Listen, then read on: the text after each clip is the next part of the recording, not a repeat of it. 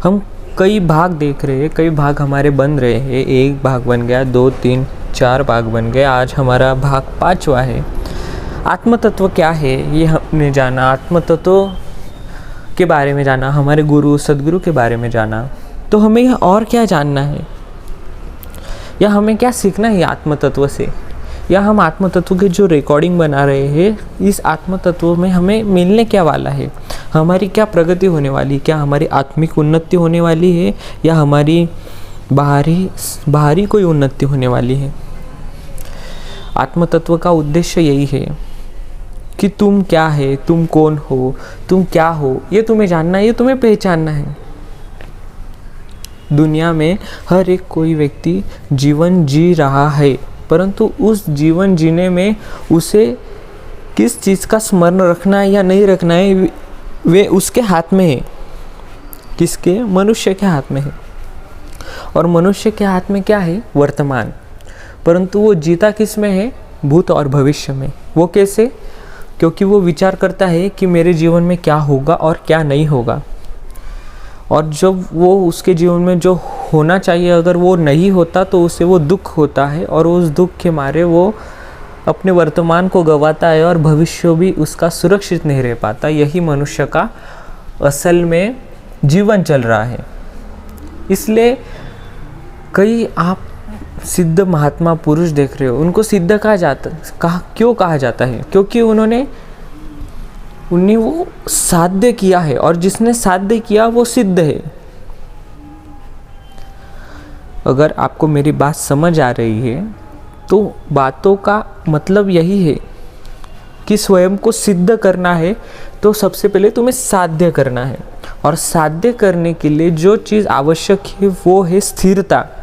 अगर हम विचारों में स्थिरता नहीं लाएंगे, हमारे शब्दों में, हमारे भाव में स्थिरता नहीं लाएंगे, तो हमारे जीवन में जो बदलाव है वो होते रहेंगे, परंतु हमारी परिस्थिति नहीं बदलेगी। सिर्फ जीवन में और विचारों में बदलाव आएगा, परंतु वो बदलाव सिर्फ नॉर्मल होंगे। मतलब कैसे? साधारण बदलाव होंगे। अगर जीवन में कुछ ना ये देखो, सबके जीवन में बदलाव होता ही है, परंतु उनके विचारों के अवलंबन है। हर व्यक्ति को आत्मतत्व की शक्ति के बारे में नहीं पता होता। अगर तुमने ठान लिया तो तुम सब कुछ कर सकते हो, ये सबको पता है, परंतु वो कब कर सकते हो ये किसी को नहीं पता, कैसे कर सकते हो किसी को नहीं पता। क्योंकि आत्म तत्व की शक्ति मतलब सामर्थ्य, तुम्हारे अंदर कितना सामर्थ्य है किसी को पता ही नहीं, क्योंकि किसी को गुरु करने ही नहीं है ना। हर एक को लगता है कि मुझे आत्मज्ञान प्राप्त हो गया तो मैं बहुत सिद्ध हो गया, महात्मा हो गया। भाई आचरण भी आवश्यक है जीवन में। अगर तुमने आचरण नहीं किया और तुम्हें लगे कि मैं सिद्ध महात्मा हो गया तो ये तुम्हारा भ्रम है। तुम अभी कुछ भी नहीं हो, तुम एक कण समान, कण की धूल भी नहीं हो। आत्मज्ञानी बड़े हो गए, भले ही आत्मज्ञानी हो गए, क्योंकि सद्गुरु की सेवा ना करके तुम खुद को बड़ा सिद्ध महात्मा बना रहे हो, तो ये आत्मज्ञान के लक्षण नहीं है, ये अहंकार के लक्षण है। जब अहंकार पूरी तरह से मिट जाता है तभी सिद्धता जन्म लेती है। कोई साधारण भी इंसान ये रिकॉर्डिंग सुन रहा है, यही ध्यान देना है कि अहंकार जो है हर एक चीज़ का मतलब हमारे जीवन की हर एक चीज़ अच्छी भी होती है उसको भी वो डुबा देता है। नाव में एक छेद होता है तो पूरी नाव डूब जाती है समुद्र में, वैसे ही अहंकार एक छेद है। अगर वो जितना बड़ा होगा उतनी जल्दी नाव डूबेगी, उतनी जल्दी जीवन डूबेगा। आत्मतत्व के भाग में हमें यही समझना है कि कभी कभी हमारे जीवन में हमें ऐसा लगे कि हम सिद्धता की ओर जा रहे हैं, तो ये चीज़ ध्यान रखो कि समर्पण बहुत आवश्यक है, क्योंकि अहंकार जागृत होने वाला है कि मैंने बहुत कुछ प्राप्त कर लिया है। क्योंकि शक्ति को प्राप्त करना मतलब शिव को प्राप्त करना नहीं है। शिव की ही शक्ति है और शक्ति के ही शिव है, और दोनों में जो है वो प्रेम है। अगर तुम में जो प्रेम नहीं तो तुम्हारी नाव डूबेगी। अगर तुम साधारण जीवन भी जी रहे हो, अपना नाम पाठ पूजा कर रहे हो, फिर भी तुम अपने लक्ष्य से भटक रहे हो, अहंकार जागृत हो रहा है, तो वो कुछ काम का नहीं। आत्मतत्व, ज्ञान, भक्ति, वैराग्य ये सब जो चीज़ें हैं एक दूसरे से जुड़े हुए हैं। अगर तुम्हें सिर्फ एक ही चीज़ प्राप्त करनी है तो ऐसा असंभव है। इसलिए सबसे पहले आत्म तत्व जो है वो हमें याद करना है कि हम हमारी अवस्था में रह रहे हैं या नहीं। अगर हम जीवन भी जी रहे हैं तो हम जीवन में नहीं खो रहे हैं, ये हमें ध्यान रखना है।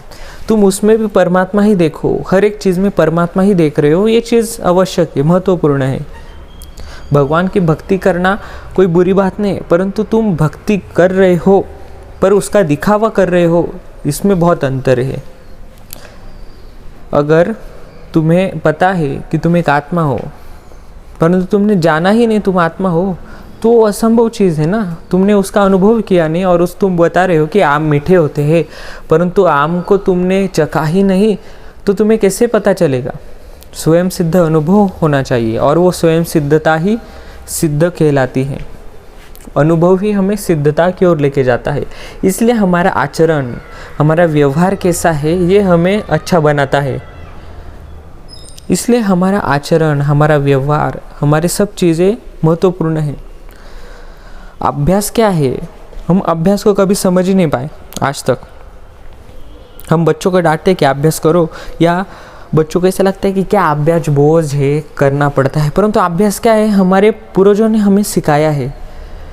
प्रयत्न जो करता है उसे अभ्यास कहा जाता है। अभ्यास मतलब मैंने एक चीज़ को पढ़ा या एक चीज़ को समझा और उसको मैंने वैसे वैसे दिमाग में बिठा लिया, वो अभ्यास नहीं, वो रट्टा हो गया। हमें जो पढ़ना है रट के नहीं पढ़ना है। हमने एक शब्द भी पढ़ा तो वो हमें दिमाग में नहीं बैठाना है, हमें उस शब्द का अनुभव लेना है, उसकी जड़ तक जाने का है, हमें वो प्रयत्न करना है। जो प्रयत्न से सीखता है वो अभ्यास है। हमें अभ्यास की परिभाषा ही कभी समझी नहीं, क्योंकि हमें रटना है ना, सब चीज़ें रटनी है। इसलिए पहली बात यही है कि आत्म तत्व जैसी चीज़, आत्म तत्व को जानना, पहचानना, समझना, ध्यान, साधना, सब कुछ जो चीज़ें हैं, आपका सब प्रयत्न यहाँ शून्य हो जाएगा, क्योंकि यहाँ अनुभव के सिवा किसी को भी स्थान नहीं है। भक्ति के सिवा किसी को भी स्थान नहीं है। जो शब्दों में उलझन रहता है ना, वो कहता है ऐसा है, वैसा है, वैसा। अरे भाई कुछ नहीं है, तुझे ही कुछ पता नहीं है। अनुभव के सिवा यहाँ कोई चीज़ काम नहीं आती। इसलिए हमेशा समर्पण भाव रखो, अपने सद्गुरु के प्रति भाव रखो। तुम कितने भी बड़े हो गए परंतु तुम बहुत छोटे हो। यही समर्पण भाव हमारे जीवन में हमें नतमस्तक कराता है और बड़ा बनाता है। हमारे महाराष्ट्र के संत तुकाराम महाराज जी कहते, नम्र झाला भूता त्यानी कोंडिले अनंता। मतलब जो व्यक्ति नम्र, भूता मतलब व्यक्ति, भूत मात्र कहते हैं ना, वैसे वो व्यक्ति जो नम्र हो गया व्यक्ति, उसने संपूर्ण ब्रह्मांड को अपने अंतरंग में समा लिया। बस इतना ही कहूँगा। आत्मतत्व भाग 6 में हम और जानेंगे। धन्यवाद। राधे राधे।